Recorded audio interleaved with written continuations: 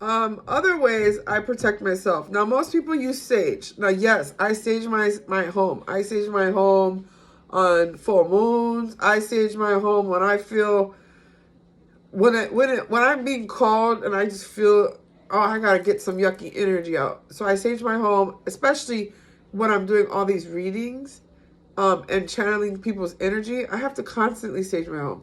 But I started to realize that it smells like smoke. I don't smoke cigarettes. I don't smoke marijuana anymore at all. I don't even drink anymore. So, to not do those things and still have this smoky feeling kind of was like, ugh. So what I'm saying is that there are ways to sage your home, or there's smokeless ways that you can cleanse the air. Like for instance, if you go to a hotel, imagine how many different people were in that room before you. Imagine how many people might have been in there and gotten a fight with their husband or their child or someone. Imagine how many people were there during a traumatic experience, and that energy is still left in the room. Most of the time, hotels do not air out the rooms. They do not open those windows. That energy is just trapped. So what I do is I make a smokeless sage spray with Palo Santo. This is Palo Santo. It's starting to become endangered, so I'm not sure if I'm going to continue to use it. I'm on the fence of this, but for now, I do have some Palo Santo. This is not sage, but it smells. I can't even smell it because I'm so sick, but it smells so good. And this is to bring in positive energy and call on your ancestors. But the smell is very unique, and you're not going to find it anywhere else. It comes from Peru. So what I do, and I'm not going to give you my recipe, but if you'd ever like to buy a bottle, I'm actually going to start labeling these, is I get crystals. It's the ones that are water, that are safe in water. And I make giant bottles, because the small bottles, you can find these on Amazon, like a four ounce for like 16 to 25 bucks. That's how I started. And you can just take it. So like, say you're in public, say you're in a courthouse, or you're at a family function and the vibe is not right. You can just be like, you know what I mean? Like, after I got my first one, I was like, oh, I love it. So I ended up realizing that paying $25 for 4 ounces and it not lasting that long didn't make sense if I can make it myself. So look how big this bottle is. I mean, it's pretty big. So imagine 4 ounces is about 16 to 25 depending on where you get it. But this bottle is huge. So I make this for myself, and I have several bottles for my home. So where I'm going with this is it has sage, Palo Santo, myrrh, and a couple other ingredients that I charge it on a full moon, and I put intentions into this. Okay? It smells amazing. Now, I make it for children as well. My kids, they call it Monster Spray, because that's what it does. It takes away the monsters, aka negative energy. So back to the hotels. So say you're in a hotel room. So every time I am in a hotel, sometimes I just feel like, oh, this room feels weird or something. I will go in and this is my liquid sage. I'll spray the room. If I can't crack a window, I'll open the door, and you have to let the air out. By the way, when you sage with regular sage, you need to open the windows. You need to open the door for a few minutes and let that negative energy dissipate and get out. You can't just sage and then the energy is just there. It doesn't work like that. You have to let it out. So if you're in a hotel room and you just want to cleanse the energy and before you, this is a good way to do that.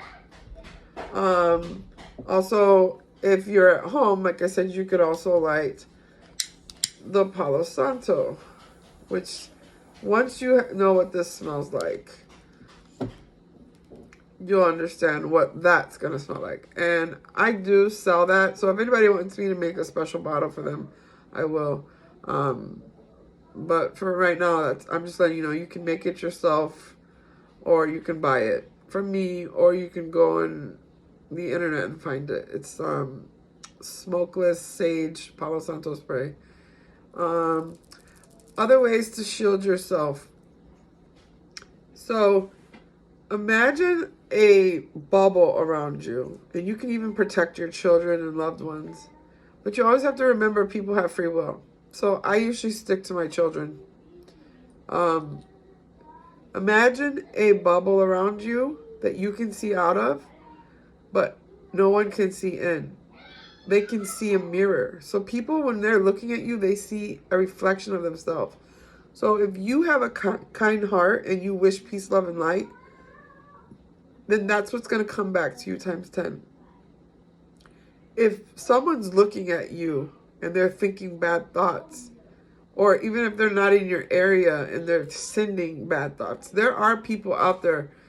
I don't even like saying this out loud, so I'm going to kind of say it in code. There are people out there that I can't even understand why they do these things, but there are people out there that say out loud, openly, I hope that person doesn't stay alive anymore. You know what I'm trying to say, right?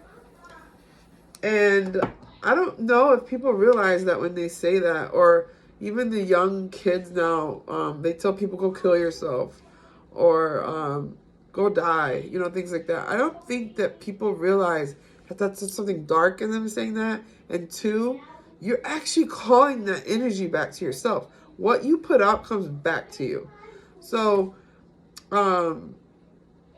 when you shield yourself and ground yourself, when you're in public or at a family event around people that you just don't trust, or period, and it has to be a habit, because you will have less of these spiritual attacks, okay?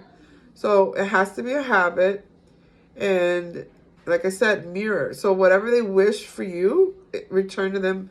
You block it, return times 10. If it's good, if they wish you peace, love, and life, then it's return times 10. It's that simple, okay? Another way to ground yourself is to imagine all of your chakras turning clockwise.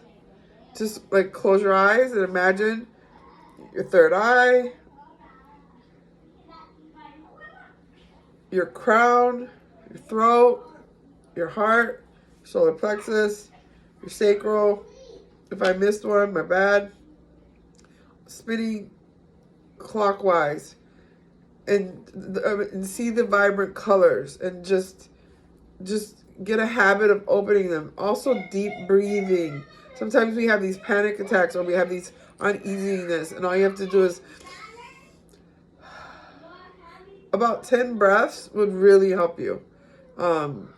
That's a good way to shield yourself. Another way to shield yourself is to imagine like something coming out of your belly button, like a umbilical cord, and in your mind, imagining it being planted into the ground. I've done that in airplanes when I felt really uncomfortable. I literally found indigenous land that means something to me, whether that means Sedona or Ohio or wherever, and I imagine that my umbilical cord being planted and grounding myself to that indigenous land.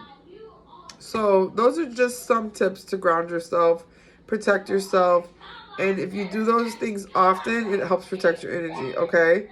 I hope that helps. I do one-on-one spiritual coaching. It all depends on what your needs are. But if you would like to email me at lavenderlightworker@aol.com, go ahead, or you can hit the comments and I'll reach out. Serious inquiries only.